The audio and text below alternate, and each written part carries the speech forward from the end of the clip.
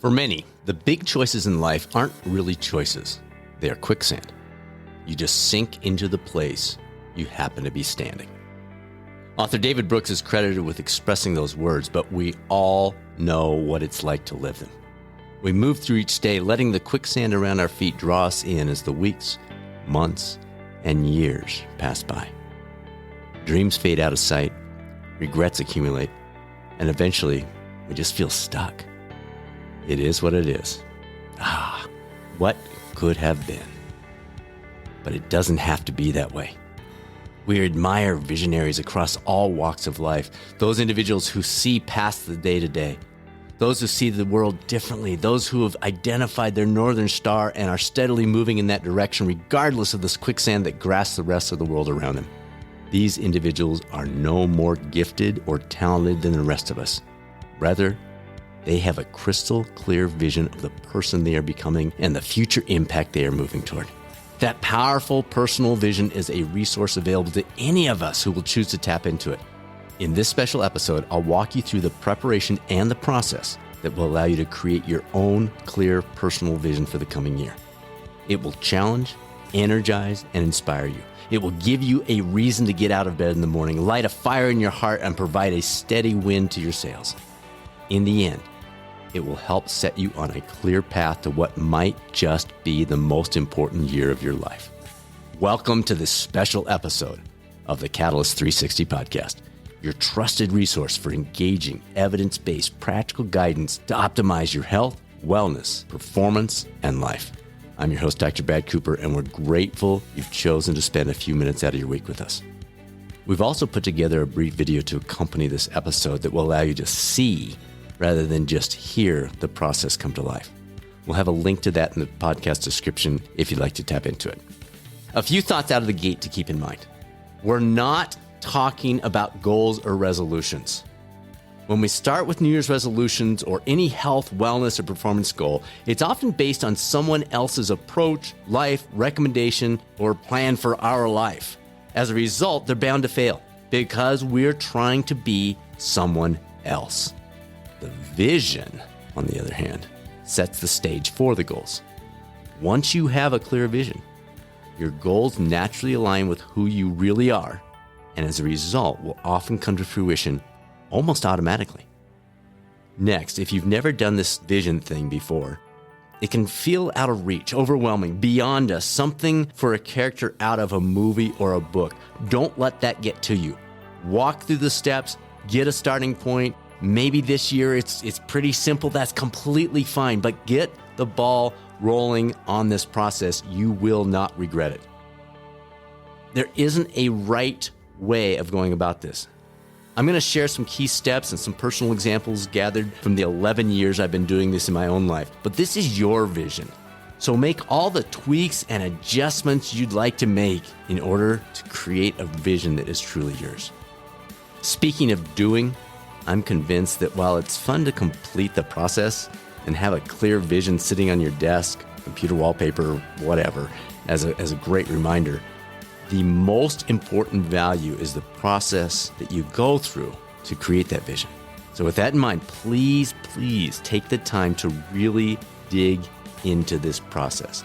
The more time, quality time, pondering time that you give this process, the more benefit you'll receive. So where do we start? We start by considering who we are right now. What are the characteristics or aspects of our lives, our core selves, that we know have the potential to come to the forefront in a positive manner? Whether work, family, friends, clients, team, coworkers, community, your running group, your church, whoever you're thinking of right now, what are some of the aspects that we see in ourselves that are waiting to be fed, nourished? Aspects that will allow us to become the person we were created to be, the person we have the potential to become. We're beginning by thinking beyond simply goals. In fact, it's not beyond goals, it's pre-goals. We're considering who is the person I'm growing to become. We're moving from the what, the goals, to the who I'm becoming. But don't worry. As I mentioned earlier, in the process of doing so, the what, those goals, those outcomes are influenced more powerfully than any other single step you might take. You may have heard the story of the old Cherokee Indian chief who was teaching his grandson about life. The grandfather said something like, a fight is going on inside of me, a fight between two wolves. One is evil. He has anger, envy, sorrow, regret, greed, arrogance, self-pity, guilt, resentment, inferiority, lies, false pride, superiority, and ego. The other is good. It is joy, peace, love, hope, serenity, humility, kindness, benevolence, empathy, generosity, truth, compassion, and faith. The same fight is going inside of you, grandson, and inside of every other person on the face of this earth. The grandson thinks about this for a moment and then asks, "Grandfather, which wolf will win?" The old Cherokee smiled and simply said, "The one we choose to feed." Today, we're going to identify the specific characteristics of the wolf we want to feed and determine ways to move in that direction that will be lasting. Not just a temporary fix or an attempt to live out someone else's desire for our life, but a lasting personal vision. I'd encourage you to pause this for a second. Grab your journal, grab your notepad. You're going to use that to collect, I hope, some seemingly random thoughts and ideas as we go through the steps that I'm going to give you. If you're out running or you're out for a walk or you're doing some other things, you're listening to this, I just ask you to go back at some point once you've heard it, once you kind of tap into the value of it, go back and go through each of these steps. You will not regret it. So begin by considering who you are at your core. What is the best version of yourself? What might that look like? Think back over the past year or two. Where have the joys come from? Where have you seen struggles, perceived holes? If you've been using a journal recently, now's a great time to pull that out and look back over some of the thoughts that maybe have bubbled to the surface through that mining tool. As a side note, we did a special episode on a new way to approach journaling, including prompts and a range of unique strategies back in episode 246 of the Catalyst 360 podcast. So if it's not something you've been doing, but you thought, you know what, I really think that'd be valuable, that might be one worth checking out at some point. Again, it's 246. Lastly, if you created some form of personal vision in the past couple of years, pull that out too. That can be a nice resource as you look forward to the coming year. Now that you have the juices flowing and perhaps some random collection of words, phrases, concepts, those kinds of things on paper, then it's a great time to drill down into what we like to call the F5. The F5 represents 5 key aspects of our lives. They are faith, foundations, which includes fuel and fitness, physical foundations, family, including friendships, finances, and field of play. The field of play is your career and your hobbies. Now, the F5 can provide some valuable insights about not only the direction of our lives, but also who and what might be feeding each of those. It's a good time to reflect on what books we're reading, what podcasts we're tuning into, what newsletters we're digesting, the people we're spending time around, and so much more. The old saying about computers, garbage in, garbage out, applies to an even greater degree to the vision that we're creating. Are we leaning on Instagram and Netflix to fuel our vision? Or are we seeking out nutrient-dense brain fuel as we move forward in our lives? As you move your way through the F5, resist the urge to set specific goals and think more about the person you're becoming. For example, in the foundations area, the fuel and fitness areas, don't think, I'm going to start running 3 times a week. Instead, maybe you see the future version of yourself as being active, a person who's able to play basketball with your grandkids or hike with friends. The personal vision would encompass the active and healthy version of you.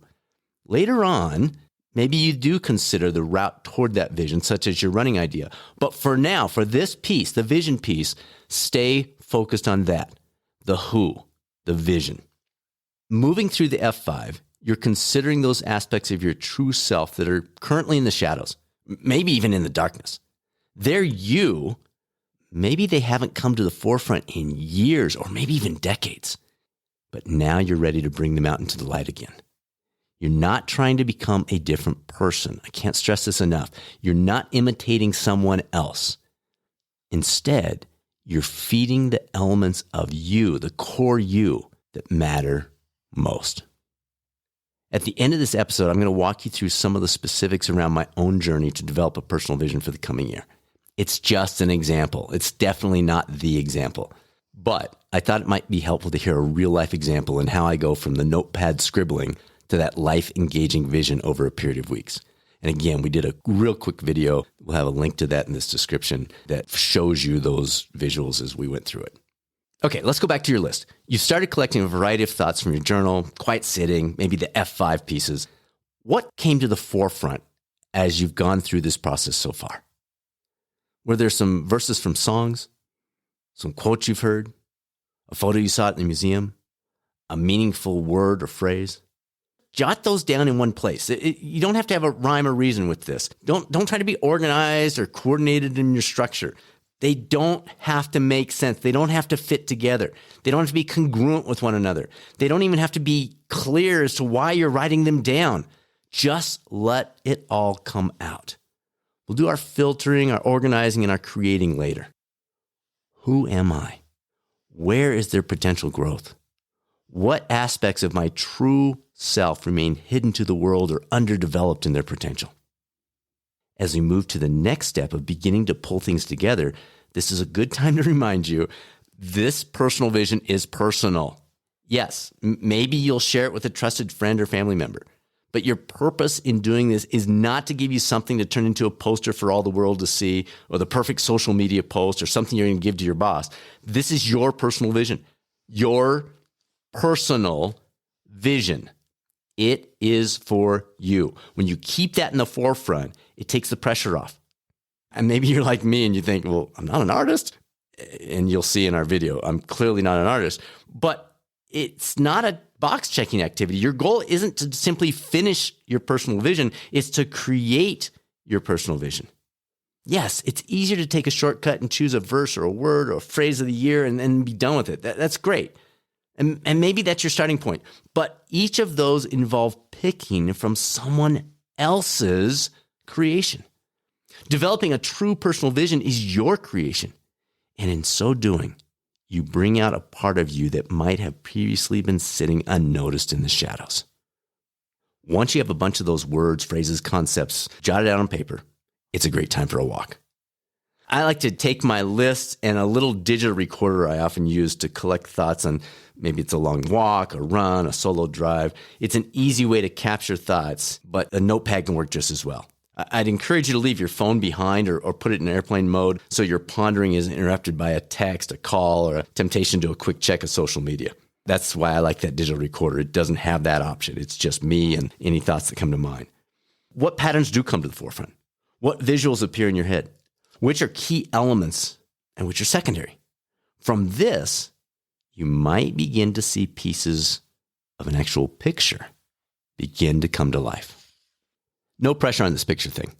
The first personal vision I did back in 2013 was a creative drawing my daughter Danielle did on a tablet we had with simply colored words that were meaningful to me. Very simple, very meaningful, and it got me started down this path at this point 11 years ago. If you do go with the picture, maybe you begin with a scene that comes to mind about your life. Maybe it's a pathway, or an ocean, or a forest, or a hilltop, or a hallway, or a sunrise, or any number of options. You're going to add various details later, but the first step is the scene on which you'll build. Last year, I started with mountaintops poking up out of the clouds as my baseline scene, and then added from there. This year, it was a forest with light peeking through the treetops. You get that baseline setting in place, and then you begin to add specifics from all those words you captured on your piece of paper, your notepad, your journal, whatever it is. It's similar to designing a room or putting a puzzle together, or structuring a garden or an outfit, or cooking a delicious meal. You have your background scene, and now you begin considering where the other concepts fit together within that scene. For the artists listening, you might have fun drawing or sketching this out, or maybe even painting your vision.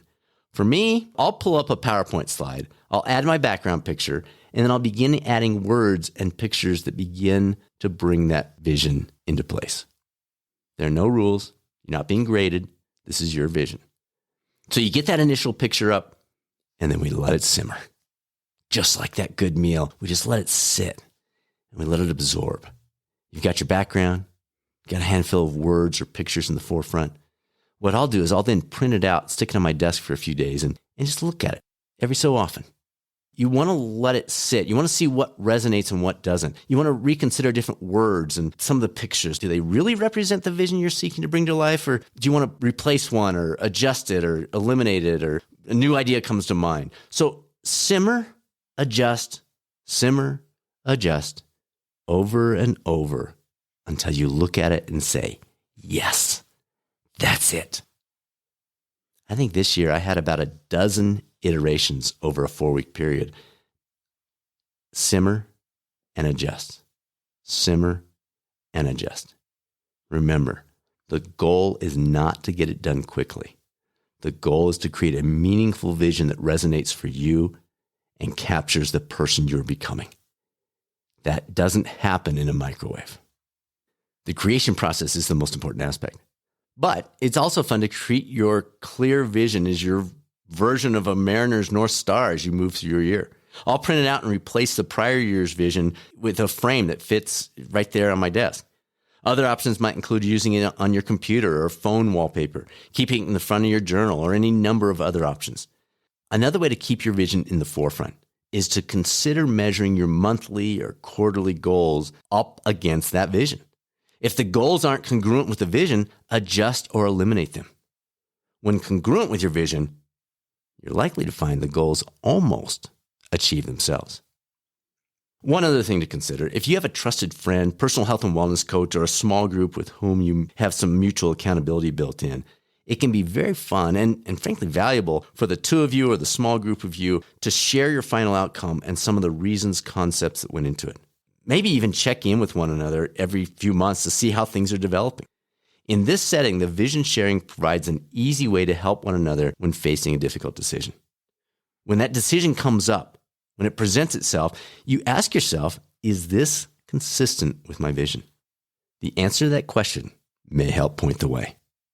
Coaches, you probably don't want to share your actual vision with your clients directly, but this process, working through this process with them, might be an outstanding way to help them work through different things that they're going through in their life and will in the future. If you feel like you've got it, you can shut this off at this point. What I'm going to do next is just walk through a specific example. This is a brief rundown on the process I took this year. And again, I just want to remind you, this is one example, not the example, but maybe as I walk through what I've gone through this year with it, it'll help bring some things to life or spark some ideas for you, especially if you're new to the process. So here's the general flow of the process I utilized this year. Out of the gate, this was easily my most valuable year of journaling in decades for a variety of reasons. And I discussed it, as I mentioned, in episode 246, if you want to give that a listen. So that provided a great baseline of thoughts and ideas that I'd been collecting over the past few months. But the process really kicked off about 6 weeks ago. Suzanne and I have developed a routine of getting away to a secluded, technology-free spot in the mountains together for about 36 to 48 hours each fall. No computers, TV, phones, Wi-Fi, nothing. This provides a distraction-free setting that allows both of us to take a deeper dive in reviewing the prior year and do some preliminary planning for the coming year. I also use some of that time to dig into the beginning pieces of this personal vision. That took place in early November, and once I collected a range of words, phrases, ideas, and done a review of the F5, I tried to pull it all together onto a page in my journal. You'd laugh if you saw it. We actually show it on that brief video that we put together, so if you want to laugh, there it is. It included a stick figure in a science lab working with a variety of test tubes and beakers. The beakers came to mind. They were to represent various key aspects of my life, from our business, our marriage, personal components like fitness, involvement with the university, and my changing role of dad with all three of our adult and married kids. While I can tell it was a lab with the test tube and beakers, you would probably have trouble figuring out what in the heck I was drawing in that picture. But that's okay. It doesn't matter. That was for me. It was just to get the process started. I was not sharing that. Well, at the time, I wasn't planning to share it with you in that video, but it was just to get me rolling. So I had that rudimentary sketch, and I let that simmer for the rest of our time when we were up there at that little 36, 48-hour getaway. I added a few tweaks that came to mind when we were hiking or sitting by the wood-burning stove or drinking a cup of coffee in the cold morning, whatever it might be. But essentially, let that sit. Once I got back to the office, I pulled out my computer and got to work turning that rudimentary sketch into something more recognizable. I started with a forest scene with sunlight peeking through, and that became my backdrop. I added a Life Lab sign with a reminder about the 500-day journey. I included our new logo, a trio of pictures whose mindset I'm looking to integrate, and then 7 test tubes, numbered to match up with 7 key areas I've previously noted for this idea of testing, or the Life Lab piece. I printed it out, I let it sit on my desk for a few days, but it wasn't right. Like it was like, okay, I could go with this, but no. It had all the key stuff. It had my notes in there. It was kind of what I'd sketched out, but it didn't resonate. I'm an outdoors guy. Test tubes and beakers, that just didn't hit me. And then I had it, a fire. At my core, I'm generally an energetic, passionate guy who loves to light a meaningful fire across a range of settings. At the same time, when discouraged, I can let the fire dwindle to almost nothing. We're facing some unique challenges in the coming year, and the concept of the fire, combined with 7 varying stacks of wood, represented each specific area that I'd mentioned previously. At that point, I made that shift. I was pretty psyched. The shift from the sterile lab to feeding the fire felt like me. Once that was in place, the rest of the changes were subtle. For example, my faith is very important to me, and I'm not always very good about pausing and listening. So the next version included a slightly faded old school phone booth, which represented getting into a quiet place and tapping into what I would refer to as God's will. The printed version of this one sat on my desk a few more days, and then I added a pair of additional updates. We're going through an exciting transition right now, but every true transition means leaving the old behind and moving forward with something fresh and new and different. So I added a fertile pile of ashes with a phoenix bird rising up, and that brought it to life. I made a few other subtle changes related to colors, positioning, and wording, but just one other significant change at that phase. The Life Lab sign had stuck around to keep that 500-day concept alive, but that whole idea of a lab still seemed out of place, especially now as I'd moved away from the test tubes. Then the final piece came to place. Another pattern I've developed over my 56 years has been a grinded out, count it down mentality. Granted, it gets you to the finish line, and there is a time and a place for that attitude, that mindset. But in doing so, it's easy to forget to enjoy the sunshine or smell the proverbial roses along the way. And so to put the final touches on the vision for the coming year, the previous 500-day Life Lab sign was changed to read 500 days of living. I also added a picture of Maya Angelou to my mindset wall, reminding me both of the extended timeline, but more importantly, to live each day fully and joyfully along the way. So that's it. That is my vision for the coming year. It's likely that none of my details resonate with you, but hopefully walking through those specifics will spur some thoughts, help bring out the practical steps, and be a reminder to give it time. Give it time to allow your personal vision to come to life. And again, we'll provide a link to the video that accompanies this episode if you want to actually see how that vision came to life in a brief clip. Thanks for joining us on this special episode of the Catalyst 360 podcast. We have some really exciting announcements just around the corner. In the meantime, if you're a coach considering pursuing your MBHWC approved coach certification, our first cohort of this year kicks off in a few weeks. And if you're an employer, employee assistance program, or consultant looking for ways to bring best-in-class coaching to support not only physical, but also emotional and mental health of employees, please reach out to us. We have an exciting development. We'd love to talk to you about it. Email is results@catalystcoachinginstitute.com. That's results@catalystcoachinginstitute.com. And now it's time to be a catalyst living out a clear personal vision. This is Dr. Brad Cooper of the Catalyst Coaching Institute. I'll speak with you soon on another episode of the Catalyst 360 podcast, or maybe over on the YouTube coaching channel.